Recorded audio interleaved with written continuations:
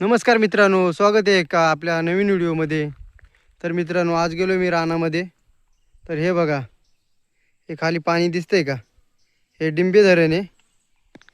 आणि हे बघा, मी या रानामध्ये जंगलात फिरायला गेलो आहे. तर तुम्हाला मी एक शेंग दाखवणार आहे. तर ती तुम्ही ओळखता का? तुम्हाला माहिती आहे का? फक्त मला कमेंटमध्ये सांगा. हे बघा मित्रांनो, ह्या शेंगा यांचे कसे आकडे वळालेत.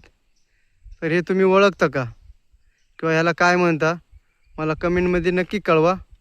हे शेंगा आमच्या इकडे ह्याला कुयरूच्या शेंगा म्हणतात.